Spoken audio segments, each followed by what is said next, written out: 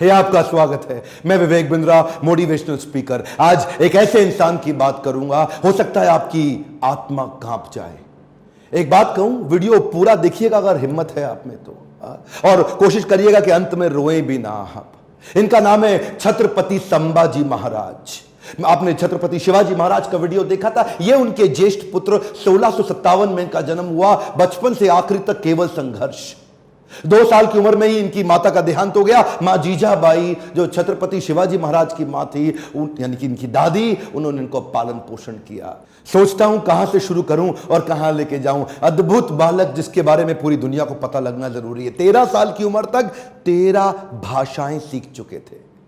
13 साल की उम्र तक संस्कृत के विद्वान पंडित सारी रीजनल भाषाएं, भारत की पुर्तगालियों की भाषा, अंग्रेजों की भाषा, मुगलों की भाषा, साउथ इंडियन लैंग्वेज, सारी डेक्कन भाषा, कई शास्त्र लिख डाले।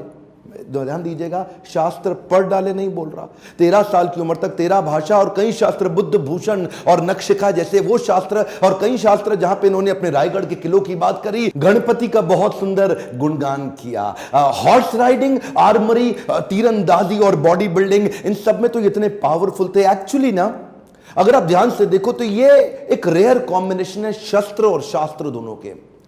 जो बच्चा या जो व्यक्ति शास्त्र पढ़ने में बड़ा एक्सपर्ट हो जाता है ना, फिर उससे शस्त्र उठता नहीं, और जो शस्त्र उठा लेता है वो शास्त्र पढ़ने में निपुण नहीं होता। अद्भुत बाल साहित्यकार, जो साहित्य पढ़ता भी था और साहित्य लिखता भी था। हुआ क्या, बुद्धि और बल दोनों बढ़ गया। 60 किलो की तलवार लेके 16 साल की उम्र में पहला युद्ध रामनगर का जीता। छोटा बच्चा होता है ना, उसका मन होता है कि पिता के साथ समय बिताए, पर पिता उस समय मुगलों से लोहा लेने में व्यस्त हो चुके थे। लेकिन एक बार छत्रपति शिवाजी महाराज ने, अभी ये 9 साल के थे संभाजी महाराज, इनको क्या बोले, मेरे साथ चलो, आगरा जा रहा हूं मैं, वहां के मुगल शासक औरंगजेब से मिलने।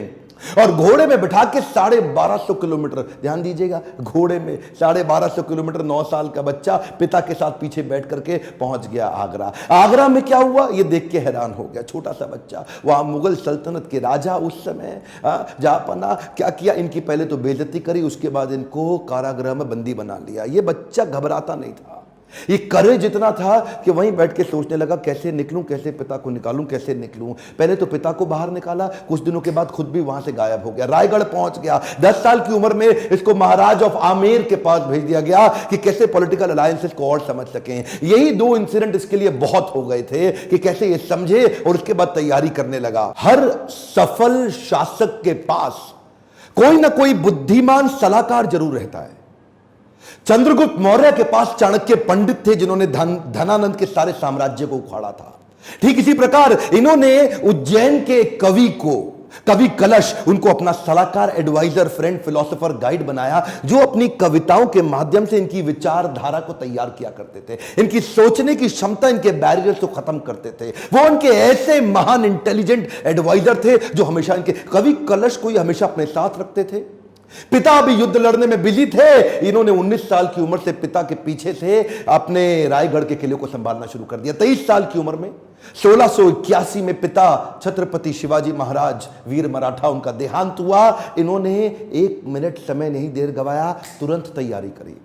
तुरंत क्या तैयारी करी, औरंगाबाद में औरंगजेब का सबसे बड़ा किला, और ये सोचने लगे कि हमारे पास आज धन की तो कमी है, और अगर इसके किले को पहली बार में मैं उखाड़ दूं, इनका धन घटेगा, मेरा बढ़ेगा, डबल बेनिफिट। औरंगाबाद की इस बड़ी लूट और बड़ी हार ने औरंगजेब को एकदम हैरान कर दिया। औरंगजेब ने सोचा भी नहीं था कि 23 साल का ही तो बच्चा है ये ऐसा कैसे कर सकता है। और इसने अपने हुसैन अली खान नाम का अपना सबसे बड़ा जनरल, उसको 20,000 हाथी और सैनिकों के साथ, घोड़ों के साथ, पशुओं के साथ भेजा कि इसको खत्म कर। हुसैन अली खान बोला कि 2 दिन में खत्म कराऊंगा, 2 दिन में खत्म। वहां पे मराठा इतने तेज, और इसका जो करेज था ना, इनकी लीडरशिप बड़ी पावरफुल थी। मराठा इकट्ठे हो गए, और हुसैन अली खान को 1 साल लगा, कुछ नहीं कर पाया, कई बार उसको मारा। इसने इसको वापस बुलाया और 1680, 81, 82 कई दफा अटैक कराया। अच्छा, एक भी लड़ाई नहीं। एक बात बताएं आपको, पूरे इतिहास के अंदर शायद छत्रपति संभाजी महाराज ही अकेला ऐसा योद्धा रहा होगा हमारे देश से जिसने 9 साल के अंदर 120 लड़ाइयां लड़ी लेकिन एक भी नहीं हारा। औरंगजेब सोचा पूरा नॉर्थ तो मैं जीत ही चुका हूं, अब तो केवल डेक्कन बाकी रह गया है। डेक्कन समझते ना, जो उस समय का जो दक्षिण था, अहमदनगर से नीचे लेके जो आज का केरला, कर्नाटका, तमिलनाडु, आंध्रा, हैदराबाद, जितना भी आज पूरा देखते हैं महाराष्ट्र मिला के, वो सोचा कि बस ये डेक्कन जीतना बाकी रह गया है। तो वो महाराष्ट्र की तरफ जब बढ़ने लगा तो वहीं औरंगजेब ने एक ट्रीटी साइन करने की कोशिश करी, एक कॉन्ट्रैक्ट साइन करने की कोशिश किया पुर्तगालियों के साथ गोवा में, ताकि समुद्री रास्ते से उनको एक और सपोर्ट मिले, उनके arms and ammunition middle east से आ सके। औरंगजेब बहुत तेज था, बोला सोचा नॉर्थ से भी सपोर्ट लूंगा, पोर्चुगीज लोगों को साथ रखूंगा, साउथ से और निकालूंगा, तीनों चारों दिशाओं से खदेड़ के खत्म कर दूंगा, ये तो छोटा सा बच्चा है। इन्होंने जैसे ही पता चला संभाजी महाराज को, सबसे पहले ये गोवा में घुस गए। गोवा में जाकर के इन्होंने पोर्चुगीज को तो उखाड़ उखाड़ के बहुत फेंक फेंक के मारा और ये वापस आए। उसके बाद फिर लड़ने की तैयारी करी। मेरे हिसाब से छत्रपति संभाजी महाराज की सबसे बड़ी अचीवमेंट्स में एक अचीवमेंट तो यह रही कि उन्होंने 9 साल तक औरंगजेब को मराठाओं के बीच में घुमाता रहा। औरंगजेब एक्चुअली नॉर्थ छोड़ के यहां आ गया और मराठाओं के बीच में इतना घुमाया, 8 लाख की सेना, इनकी 20,000 की सेना, और इन्होंने मराठाओं को इधर से मार उधर से मार, इतनी लड़ाइयां लड़ी, एक बार भी औरंगजेब जीत नहीं पाया। अच्छा हुआ ये क्योंकि इनको यहां बिजी रखा ना, जरा ध्यान दीजिएगा, तो उधर नॉर्थ में डेक्कन में बिजी रख करके उधर नॉर्थ में पंजाब के अंदर, बुंदेलखंड के अंदर, राजस्थान के अंदर स्वदेशी सल्तनतें वापस तैयार होने लगी। उधर 9 साल का गैप मिल गया ना, तो 9 साल के अंदर स्वदेशी ताकतें फिर खड़े होने लगी। हमारे देश के हिंदू राजा वापस आए मुगलों से लड़ने के लिए। ये इसको गोल गोल घुमाते रहे, इतना गोल गोल घुमाया कि पूरे भारत को जीतने का गोल हाथ से छूट गया। गोल गोल घूमा, गोल नहीं पूरा हुआ। औरंगजेब वो कहां रुकने वाला था, उसने नई तरकीबें लगानी शुरू कर दी। नीचे से सिद्दीस को साथ में लिया, मैसूर के राजा को अपने साथ में लाया, पुर्तगालियों को फिर ताकतवर बनाया, चारों तरफ से घेरने की कोशिश करी मराठाओं को। लेकिन ये उम्र से तो छोटे थे, लेकिन उम्र इनके लिए कोई बड़ी बात थी नहीं। ऐसे courageous, confident, powerful in decision making, leadership बड़ी अद्भुत, उम्र से काफी आगे चल रहे थे। इनोवेशंस बिल्ड करने शुरू कर दिए। क्योंकि धन पैसा कम था तो उन्होंने क्या किया, अपने इलाके के सारे मोचियों को और दर्जियों को इकट्ठा किया। उनको बोला आओ पेड़ से ना रबड़ का कपड़ा बनाओ निकाल करके, और लकड़ी की छालों को निकाल के तीर बनाओ, रबड़ के कपड़े को उसके आगे लपेट दो, एक तरफ तेल लगाओ दूसरी तरफ बारूद लगाओ। रबड़ का कपड़ा जल्दी जलता नहीं है, और तेल जला करके तीर को छोड़ दो, जैसे ही जाके निशाने पर टकराएगा उसका जो गन पाउडर है, बारूद, वो विस्फोट करेगा, भयंकर तबाही मचाएगा। नए नए इनोवेशंस लेके आए। मैं बोल रहा हूं ना, बुद्धि से बहुत तेज थे। औरंगजेब को भी तो मानना पड़ेगा ना। हाँ, हारते थे, मार खाते थे, फिर खड़े हो जाते थे लड़ने को, हारते थे, मार खाते थे, फिर खड़े हो जाते थे, और अकेले नहीं लड़ते थे, लोगों को साथ में लेके मराठाओं को घेरने में। ये चिक्कादेव राय नाम का एक राजा था जो इनके साथ पूरी तरह मिल चुका था। इसने क्या किया, छत्रपति संभाजी महाराज ये सबको बोल दिए, एक ने भी अगर औरंगजेब के धर्म परिवर्तन के मिशन में मदद करी, उखाड़ के सारी नस्लें खत्म कर दूंगा, बर्बाद कर दूंगा। मराठा हूं मैं, अपने देश के लिए काम करता हूं। और वो चिक्कादेव राय के बाद पुर्तगालियों को और सिद्धियों सबको खत्म करते चले गए। सबसे एक बात ना औरंगजेब के समझ में आ गई कि ये जो लड़का है ना, इसको मार नहीं सकते, इसको हरा नहीं सकते। संभाजी राजे भोसले 9 साल तक इनको पीटते रहे, मारते रहे। समझ में आ गया औरंगजेब इसको नहीं हरा सकते, सामने से तो नहीं लड़ सकते, कुछ और क्यों ना करें। और वहीं इनके जो साले साहब थे ना, जो इनकी पत्नी के भाई, संभाजी राजे भोसले की पत्नी के भाई, वो उनको इन्होंने वेतनदारी देने से मना किया, इसकी खबर लग गई। तो वही 1689 का समय, गनोजी शिर्के ने इनको ये एक ना किसी गुप्त मीटिंग के लिए अपने पार्टनर जो उनके कवि कलश, उनके साथ कहीं गए थे संगमेश्वर में।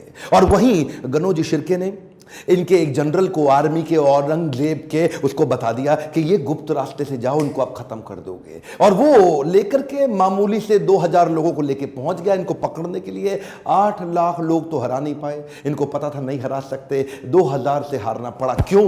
क्योंकि धोखा दिया गया। गनोजी शिर्के बेईमान हो गए, अपना परिवार का इंसान बेईमान हो गया। हाँ, हमें तो गनोजी शिर्के ने लूटा, औरंगजेब में कहां दम था, अपनी कश्ती वहां डूबी जिधर पानी कम था। गनोजी शिर्के ने वो गुप्त रास्ता औरंगजेब के जनरल को बता दिया। ये लेकर के सिपाही सेना वहां जाके पहुंच गए, निहत्ते जाकर के उनको पकड़ लिया, कब्जा लिया। साथ में कवि कलश और इधर छत्रपति संभाजी महाराज, दोनों करते क्या ना करते, 8 लाख लोग मिलकर के नहीं इनसे लड़ सके। चोरी से इनको जाके पकड़ लिया। औरंगजेब अंदर तक खुन्नस खाया हुआ था संभाजी महाराज से। कवि कलश संभाजी महाराज को लेके ऊंट से उल्टा टांग दिया, उल्टा टांग के पूरे शहर में घुमाया, बहुत मारा पीटा, लोगों को बोला इन पे मूत्र त्यागो, इनको मारो, पत्थर फेंको। उसके बाद बुला के बोला 3 प्रश्न, मराठा किंगडम मेरे हवाले कर दो, ट्रिब्यूटरी प्रिंस बना दूंगा, जो सोना गहना छुपाया चोरी किया है मुझको वापस कर दो, और किसने तुम्हारी मदद करी उसका नाम बताओ, तीसरा अपना धर्म परिवर्तन कर लो। ये 3 काम कर लो, आज ही जीवित बचोगे और मेरे साथ रहोगे, ताकतवर बना दूंगा तुमको। संभाजी महाराज और कवि कलश की आंखों में इतना सा भी डर नहीं था। उसको बोले कि मैं मराठाओं की जमीन तुम्हारे नाम नहीं करूंगा, अपने धर्म का बलिदान नहीं करूंगा, 1000 बार मारो, अगली बार फिर जन्म लूंगा, अपने ही धर्म में लूंगा। रुका नहीं औरंगजेब। इन दोनों ने अन्न जल का त्याग कर दिया और शरीर को लेकर सुन्न हो गए। वो उनके नाखून उखाड़ते चले गए, आंखों में मिर्चियां डालते चले गए। उसके बाद जलती सलाखें लेके आंखों में डालते वक्त फिर पूछा, उसको भी डाल दिया। ये बोले नहीं कुछ भी, ये शांत खड़े रहे। पीड़ा बहुत हुई लेकिन ये नहीं बोले हमको छोड़ दो, माफ कर दो। उंगलियां काटनी शुरू करी, पांव की काटी, पांव काटे, हाथ काट दिए, बालों को उखाड़ दिया, वो हाल किया। उसके बाद धीरे धीरे खाल उतारने लगे। हर बार पूछते थे 3 प्रश्न, अपना धन दे दो, जमीन दे दो और धर्म परिवर्तन कर लो। ये सुन्न खड़े रहे वहां पे। ये दर्दनाक सिलसिला 40 दिन तक चलता रहा। औरंगजेब रोज शाम को आके उनसे पूछता था, बता दो बता दो, और आखिरी में बोला कि मैं तुम्हारे आगे हार मान गया। मेरी 4 संतानें, अगर मेरा एक भी बेटा तेरे जैसा होता ना संभाजी महाराज, पूरे देश को मुगल सल्तनत बना देता, इस देश को, भारतवर्ष को मुगल सल्तनत बना देता। तेरे आगे मैं हार मान गया। काट डालो उसका शरीर, काट डालो उसका शरीर। टुकड़े टुकड़े कर दिए उनके, वाघ नख लेके छोटे छोटे टुकड़े करके उनको बोला नदी के पास फेंक दो। समस्त मुगल राजाओं में औरंगजेब एक अमानवीय, इनह्यूमन राजा था। बहरहाल मौका मिल गया सारे मराठाओं को एक होने का। उन्होंने शरीर के टुकड़े उठाए शंभूजी महाराज के, उनको सिल के उनका अंतिम संस्कार किया। लेकिन अब हर घर महल बन गया, हर औरत सेना में आ गई, हर पत्ता तीर बन गया।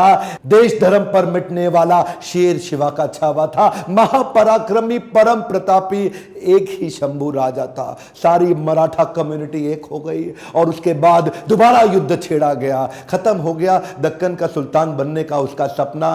कुछ ही साल के अंदर वहीं दक्कन की भूमि में मारा गया, वहीं खत्म हो गया। औरंगजेब देश को नहीं जीत पाया। गर्व है मुझे कि मैंने जन्म लिया ऐसे देश में जहां वीर मराठा संभाजी महाराज का जन्म हुआ। पर दुख है मुझे कि देश आज ऐसे वीरों को भूलता चला जा रहा है। आज मेरी, आपकी, हर मराठा की और पूरे देश की जिम्मेदारी है कि इनकी कहानी पूरे देश को पता लगनी चाहिए। इस वीडियो को आग की तरह पूरे देश में फैला दो, बंद मत कर देना। इस वीडियो को शेयर किए बिना लाइक करिए। अगर आपको थोड़ा भी अच्छा लगा कमेंट में मेरे को फीडबैक दीजिए, और किसका वीडियो आप देखना चाहते हैं। मेरे साथ जुड़े रहने के लिए चैनल को सब्सक्राइब करके हर बार इस तरह के वीडियोस देखने के लिए दिल से आप सबका धन्यवाद।